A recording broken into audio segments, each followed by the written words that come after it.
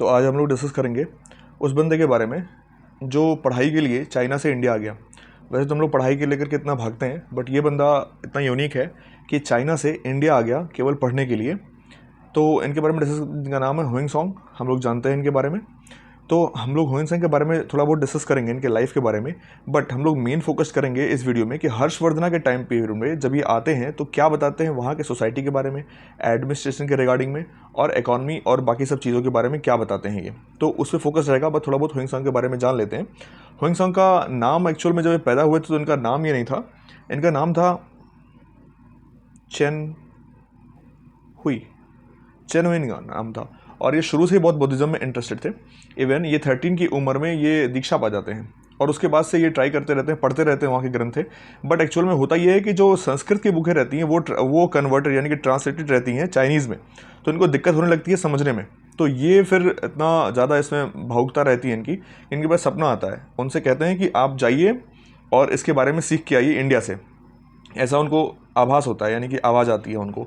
तो ये चल देते हैं, ये आते हैं, अपने वहाँ के रूलर रहते हैं जिनका नाम था ताई ज़ोंग, उनसे पूछते हैं कि हम जा सकते हैं वहाँ पर पढ़ने के लिए। तो ताई ज़ोंग साफ मना कर देते हैं, वो बैन लगाए रहते हैं वेस्टर्न में नहीं जाना है, यानी कि यहाँ पर रहता है और जाने का तब रास्ता रहता है इधर से। तो ये बोलते हैं कि नहीं, वहाँ वेस्ट में नहीं जाना है। तो ये चुपके से वहाँ से निकल लेते हैं, यहाँ से एंट्री करते हैं ये सिल्क रूट से होकर के। ये पहले कश्मीर जाते हैं, कश्मीर से फिर कन्नौज आते हैं, कन्नौज से फिर ये पे ऑल ओवर इंडिया लगभग जितने भी इंपॉर्टेंट रहते हैं वो बुद्धिज़्म रिलेटेड वहाँ पर ये घूमते हैं। उसके बाद नालंदा यूनिवर्सिटी में एडमिशन कराते हैं, वहाँ पे शीलभद्र के अंडर में पढ़ते हैं। फिर वहाँ से जब लौट रहे होते हैं तो बहुत सारी बुक्स, इवन 600 करीब 600 बुक्स ये लेकर के लौट रहे होते हैं और 520 केसेस रहते हैं इनके पास में, मतलब बक्से रहते हैं 520 बक्से रिटर्न हो रहे होते हैं। तो वहीं पर ये इनका जो जहाज़ रहता है वो डूब जाता है, पर बच जाते हैं किसी तरह। सेम ऐसे गोबी डिजर्ट जब पार कर रहे होते हैं ये, तो वहाँ पर बेहोश हो जाते हैं ये और किसी तरह बचते हैं। वहाँ पर इनका घोड़ा ले जाता है पानी के पास में, वहाँ पर बच जाते हैं ये। तो आप समझिए कि मतलब कितना ये पढ़ाई को लेकर के, कितना बुद्धिज़्म को लेकर कितना ज़्यादा पैशनेट थे। तो अब हम लोग डिस्कस करते हैं कैसा ये हर्षवर्धन जब अपने ये एंट्री करते हैं तो इस समय पॉलिटिकल इंडिया का ये रहता है मेन कि हर्ष यहाँ पर रूल कर रहे होते हैं कन्नौज से।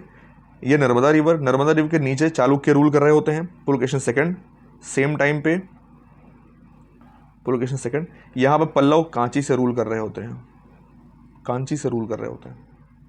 सो ये पॉलिटिकल मैप रहता है इनका। फिर ये एंट्री करते हैं, यहाँ पे बहुत सारे इनके गुरुजी भी मिलते हैं जो इनको मतलब आध्यात्मिक गुरु मिलते हैं जो बहुत सारे इनको जिखाते हैं। जैसे जय हिंद करके एक नाम रहता है इनका, जय सिंध करके कुछ इनका नाम रहता है। ऐसी 3 और मिलते हैं जो इनको सिखाते हैं बुद्धिज़्म के बारे में। उसमें कश्मीर जो रहता है वो डोमिनेट कर रहा होता है, बुद्धिज़्म से। सो यहाँ पर फिर आते हैं हर्षवर्धन डायनेस्टी में। अब हर्षवर्धन के बारे में इन्होंने क्या लिखा हुआ है उसके बारे में हम लोग डिस्कस करते हैं। हर्षवर्धन का टाइम पीरियड हम लोग जानते हैं, पिछले वीडियो में डिस्कस कर चुके हैं। 606 एडी से लेकर के 643 एडी तक इनका रहता है। यहाँ पे एडमिनिस्ट्रेशन के बारे में हुइंग सॉन्ग ने जो लिखा है, हाँ, इनकी किताब है एक CU की, जो हम लोग जानते हैं CU की। इन्होंने जाकर के वहाँ पे लिखी CU के बारे में। इनको प्रिंस ऑफ पिलग्रिमेज भी कहा जाता है। क्यों कहा जाता है आप लोग जान ही चुके हैं कि ये आते हैं और इंडिया के जितने भी प्रमुख स्थान रहते हैं बुद्धिज़्म से रिलेटेड वहाँ पर पूरा घूमते हैं और करीब 600 किताबें और बाकी सब भी ग्रंथ लेकर के जाते हैं। तो इसकी वजह से इनको प्रिंस ऑफ पिलग्रिमेज कहा जाता है। अब यहाँ के एडमिनिस्ट्रेशन के बारे में क्या इन्होंने बताया, इन्होंने कहा कि लगभग परफेक्ट लॉ यहाँ पे था, ऑर्डर प्रिवेल कर रहा था, ऐसा ये लिखते हैं। बट कहीं कहीं मतलब एक होलिस्टिक पर्सपेक्टिव में लिखते हैं। हालांकि कहीं कहीं ये भी होता है कि यहीं पर इनको भी लूट लिया जाता है, इनको कई बार यहाँ पर लूटा जाता है, कई बार चीज़ें यहाँ पर इनको प्रॉब्लम आती है। बट तब भी एक ओवरऑल अगर ये बताते हैं, यहाँ पे लिखते हैं कि परफेक्ट लॉ चल रहा था और ऑर्डर प्रिवेल हो रहा था। यहाँ पर डेथ पेनल्टी के बारे में इन्होंने लिखा यूजली अवॉइड होता था। लेकिन एक चीज़ यहाँ से हम लोग जान लें कि जो गुप्ता पीरियड में जो पनिशमेंट थी वो बहुत ही लेस हार्श थी देन हर्षा में पनिशमेंट काफ़ी ज़रा सख्त थी, यानी कि जहर दे दिया जाता था, आग दे दिया जाता था। आग से जांचा जाता था कि अगर आप आग को पार कर गए हैं तो आप कन्विक्टेड नहीं है, कन्विक्शन नहीं, आपको मतलब कि आप कन्विक्ट नहीं है, और अगर आग में आप जल जाते हैं तो इसका मतलब ये कि आप ही दोषी थे। सेम ऐसे ही क्या होता है कि एक तुला रखा होता है, यानी कि एक तराजू रखी होती है, उसके एक तरफ पत्थर बांध दिया जाता है, एक तरफ आदमी बैठता है। अगर इसका पलड़ा ज़्यादा भारी हुआ तो माना जाता है कि ये सही है, और इसका अगर पत्थर ज़्यादा भारी हो गया तो इसको माना जाता है कि ये दोषी है। ऐसे बहुत सारे पनिशमेंट थे, काफ़ी ज़्यादा हार्श थे, गुप्ता पीरियड में काफ़ी ज़्यादा ईजी थे इसके अकॉर्डिंग में। हर्षा के बारे में इन्होंने लिखा है कि ईजिली अवेलेबल थे, ये ईजिली अवेलेबल थे। ये इवन ये छोटे छोटे जो राजा होते थे ना, किंग्स, यानी कि जिसको हम लोग बाद में फ्यूडल्स कहने लगे, यानी कि सामंत, उनसे भी मिलने में हिचकिचाते नहीं थे। सेम ऐसे देखेंगे हम लोग अकबर में भी, कि अकबर जो घूमने जाते थे, ऐसे ही धम्मा जो अशोका करते थे, कि जो धम के बहाने जाते थे, सब जगह घूमते थे ये। तो सेम ऐसे हर्ष भी थे, इजीली अवेलेबल थे सबके लिए। हम लोग पिछले वीडियो में देख चुके हैं चतुरंग के बारे में बताया। चतुरंग एक आर्मी जो होती थी चतुरंग, इस आर्मी में चटाज, भटाज, यानी कि ये ऑर्डिनरी सोल्जर्स होते थे। हम लोग पिछले वीडियो में इसके बारे में डिस्कस कर चुके हैं डिटेल में। अब इसके बाद हम लोग देखेंगे सिटी और उसमें सिटी और टाउन्स में क्या चीज़ें थी इनके अकॉर्डिंग हर्षवर्धना के टाइम पीरियड में। अब देखते हैं हम लोग सिटीज़ और टाउन के बारे में। तो सिटीज़ और टाउन के बारे में ह्वेंसॉन्ग ने क्या बताया हर्षवर्धना के टाइम पीरियड पे। हर्षवर्धना ने यह बताया कि जो पाटलिपुत्र था, यानी कि पाटलिपुत्र कब था, मौर्यन में। मॉर्निंग्स में जो बहुत ही पीक पे था ये पाटलिपुत्र, अब ये डाउनग्रेडेड होकर के अब ये शिफ्ट हो गया है, इसका जितने भी चीज़ें थी वो कन्नौज की तरफ शिफ्ट हो गई हैं। क्यों? क्योंकि हर्षवर्धना का जो कैपिटल रहता है वो कन्नौज होता है, जो कि हम लोग पिछले वीडियो में डिस्कस कर चुके हैं। कन्नौज होता है हर्षवर्धना का।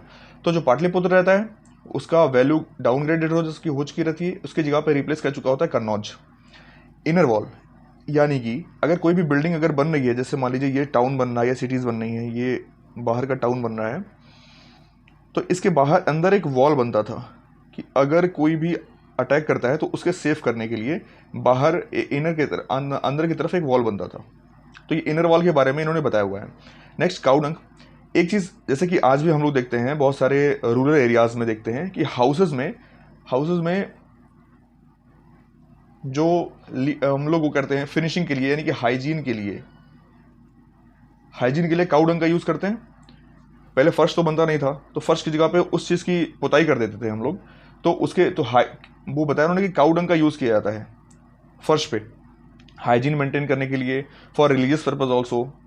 सो नेक्स्ट वाला देखते हैं हॉस्पिटल्स। इन्होंने बताया कि यहाँ पे हॉस्पिटल्स, और हॉस्पिटल्स कैसे, चैरिटेबल पे, मतलब चैरिटेबल बेसिस पे हैं। यहाँ पर जितने भी सिक होते हैं लोग, या जिनको पुअर होते हैं, जिनको नीड होती है, उनके लिए हॉस्पिटल की सुविधा दी गई है, और ये फ्री ऑफ कॉस्ट है। यहाँ पर कोई भी चीज़ नहीं ली जाती है, फ्री ऑफ कॉस्ट है हॉस्पिटल्स यहाँ पे। फिर उन्होंने बताया कि लॉफ्टी बिल्डिंग्स बने हुए हैं, इवन मल्टी स्टोरी बिल्डिंग भी बने हुए हैं, मल्टी स्टोरी बिल्डिंग्स भी बने हुए हैं। मल्टी स्टोरी बिल्डिंग तो हम लोग के यहाँ उस टाइम से भी इंडियन वैली सिविलाइजेशन से ही बन रहा है हम लोग को मल्टी स्टोरी बिल्डिंग, तो कोई बड़ी बात नहीं थी। तो लॉफ्टी बिल्डिंग्स यहाँ पर बन रही थी। लॉफ्टी बिल्डिंग्स इवन कैटेगराइज हैं यहाँ पर। इन्होंने बताया कि म्यूज़िक के लिए अलग बिल्डिंग बनी हुई है, या ऐसे करके म्यूज़िक के लिए, कारपेंटर्स के लिए अलग बिल्डिंग, ऐसे टाइप की बिल्डिंग्स बनी हुई हैं। इन्होंने बताया कि लॉफ्टी बिल्डिंग्स नहीं बट बिल्डिंग्स बनी हुई हैं। बाकी एडमिनिस्ट्रेटिव पर्पस के लिए लॉफ्टी बिल्डिंग्स भी बनी हुई हैं। मोनेस्ट्रीज बनी हुई थी, बुद्धिस्ट जो मॉन्क्स आते थे, बुद्धिस्ट मॉन्क्स के लिए। ओके, सो ये था सिटीज़ और टाउन के बारे में ह्वेंसॉन्ग ने हर्षवर्धना के बारे में बताया हुआ है। अब इसके बाद हम लोग डिस्कस करते हैं कैसे रिलीजियस एस्पेक्ट क्या था उसका। सो इनका रिलीजियस पॉलिसी देख लेते हैं हर्षवर्धना का, एज पर द ह्वेंसॉन्ग। तो इन्होंने बताया हुआ है कि हर्षा पहले तो सेवाइत रहते हैं, लेकिन फिर ये बुद्धिज़्म में कन्वर्ट हो जाते हैं। बुद्धिज़्म में कन्वर्ट होते हैं दो लोगों की वजह से। एक तो ह्वेंसॉन्ग खुद रहते हैं, बट इनको जो मेन इन्फ्लुएंस करते हैं वो इनकी सिस्टर रहती हैं हर्ष की। जैसे कि हम लोग पिछले वीडियो में पढ़ चुके हैं कि जयश्री इनकी सिस्टर होती हैं। जयश्री इन्फ्लुएंस रहती हैं ह्वेंसॉन्ग से, और ये इन्फ्लुएंस करती हैं हर्षा को कि कन्वर्ट हो जाता है बुद्धिज़्म में। बुद्धिज़्म में दो सेक्ट हैं, एक हीनयान, एक होता है महायान। तो ये महायान सेक्ट से इन्फ्लुएंस रहते हैं, क्योंकि जो ह्वेंगसॉन्ग रहते हैं वो खुद महायान के रहते हैं, तो महायान सेक्ट से ये इन्फ्लुएंस रहते हैं। अब उसी के अंडर में, क्योंकि वहाँ पर क्रूएलिटी मना की जाती है बुद्धिज़्म में, तो इन्होंने एनिमल सेक्रीफाइस को यानी कि स्लॉटरिंग को प्रोहिबिटेड कर दिया था। स्लॉटरिंग को प्रोहिबिट कर दिया कि मार नहीं सकते हैं आप। अब दो चीज़ आती हैं, एक आता है कन्नौज असेंबली जो कि 1643 एडी में हुआ है, और दूसरा प्रयाग असेंबली। ये भी दो करवाता है कौन? हर्षवर्धन कराता है। अब कन्नौज असेंबली को बहुत ही इंपॉर्टेंट माना जाता है, क्योंकि ये जो कन्नौज असेंबली हुई थी, कन्नौज असेंबली जो हुई थी वो बिकॉज ऑफ ह्वेंगसॉन्ग हुई थी। वहाँ पर क्या किया गया कि जो हर्षवर्धन थे वो बहुत सारे राजाओं को, बहुत सारे जो स्कॉलर्स थे यानी कि जैन से रिलेटेड जो भी थे, ब्राह्मणिकल्स जो स्कॉलर्स थे, अदर जो स्कॉलर्स थे, उनको सबको बुला करके और ह्वेंगसॉन्ग के साथ में कन्वर्सेशन कराया। और वहाँ पर क्या करते हैं हर्ष कि बहुत ही ज़्यादा, मतलब ये माना जाता है कि ह्वेंगसॉन्ग सबको डिफीट कर देते हैं, बट ऐसा मतलब नहीं है, क्योंकि फ़िलॉसफी सबकी अलग अलग होती हैं और सबके अपने अपने मान्यताएं होती हैं। बट फिर भी इन्होंने कहा है सुयुकी में, उसके बारे में हम डिस्कस कर रहे हैं कि ये बताते हैं कि कन्नौज असेंबली में क्या होता है कि जो सबको डिफीट कर देते हैं ह्वेंगसॉन्ग, और हर्ष वहाँ से ये कहते हैं कि स्टैचू बुद्ध की स्टैचू एक सिर पे अपने रख करके और पूरा घूमते हैं और वो कन्वर्ट हो जाते हैं बुद्धिज़्म में 643 एडी में।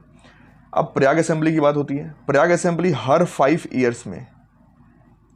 ईयर्स में हर्षवर्धन क्या करते थे कि जहाँ पे गंगा, यमुना और सरस्वती का कन्फ्लुएंस होता है, यानी कि प्रयागराज जो पहले इलाहाबाद के नाम से जाना जाता था, वहाँ पर हर 5 ईयर में एक असेंबली रखवाते थे। बहुत सारे तादाद में लोग आते थे वहाँ पर। ये बहुत सारी चैरिटी करते थे, बहुत ज़्यादा।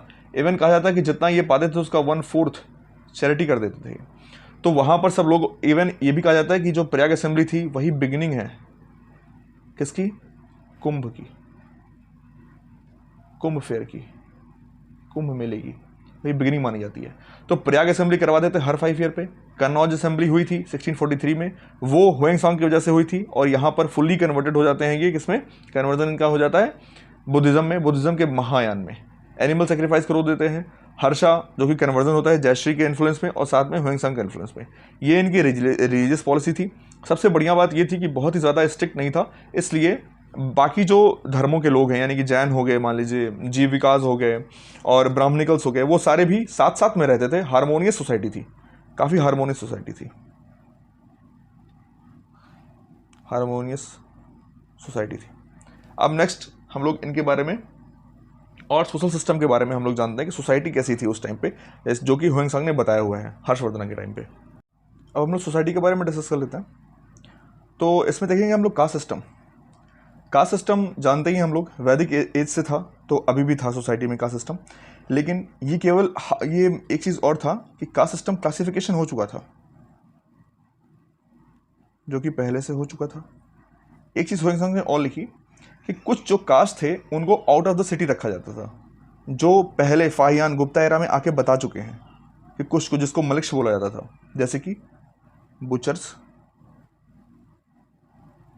जैसे फिशरमैन,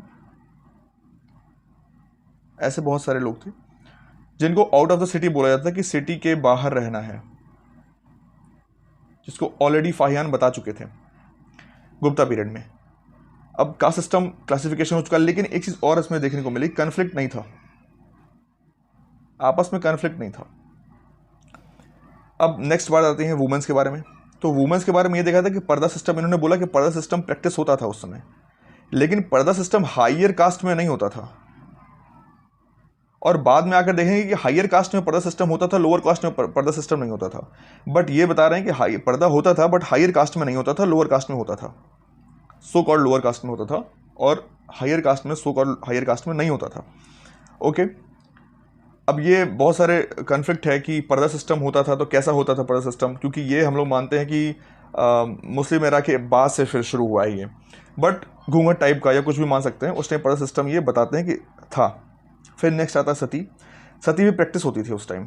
हम लोग एरन में देखते हैं, गुप्ता एरन अभिलेख में यानी कि एरन इंस्क्रिप्शन में देखते हैं, गुप्ता में भानु गुप्ता के टाइम पीरियड पे देखते हैं कि सती प्रैक्टिस हो रही थी उस टाइम पे। इस टाइम पे भी देखते हैं कि जो ये हर्षा के जो पिता रहते हैं यानी कि प्रभाकर जब मरते हैं ना तो इनकी जो वाइफ रहती हैं यानी कि हर्षा की मदर, सती का भी प्रैक्टिस होना हम लोग देखते हैं उस टाइम पे रहता है। इसका लाइफ स्टाइल उन्होंने क्या बताइए,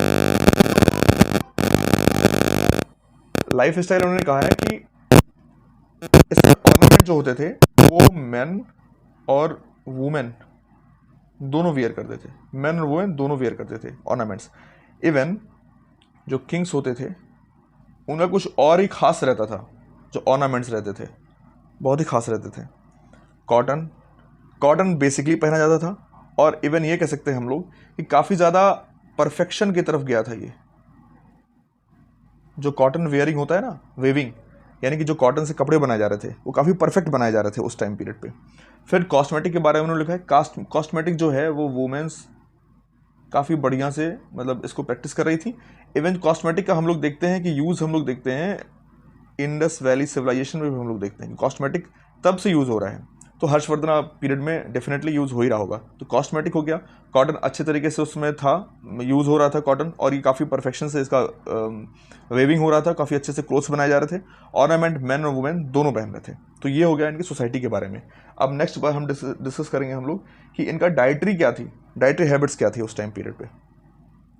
अब हम लोग देखते हैं डाइटरी के बारे में उन्होंने क्या बताया, डाइटरी हैबिट्स उस टाइम पे क्या थी। तो उन्होंने कहा कि वेजिटेरियन के बारे में अगर देखेंगे तो इसमें ये कह रहे हैं कि मोस्टली लोग वेजिटेरियन ही थे, मतलब शाकाहारी थे। क्यों? क्योंकि हम लोग पिछले देख चुके हैं कि एक तो इसका कारण ये था कि बुद्धिज़्म में भी अलाउड नहीं है कि आप नॉन वेजिटेरियन खाएं, और साथ में जो ब्राह्मणिकल है उसमें भी अलाउड नहीं था कि आप नॉन वेज खाएं। तो इसलिए वेजिटेरियन लोग ज़्यादा थे, मोस्टली वेजिटेरियन थे। बीफ का जो मीट था वो प्रोहिबिटेड था, आप इसको नहीं खा सकते थे। बीफ का मीट जो था वो आप नहीं खा सकते थे, बैन था।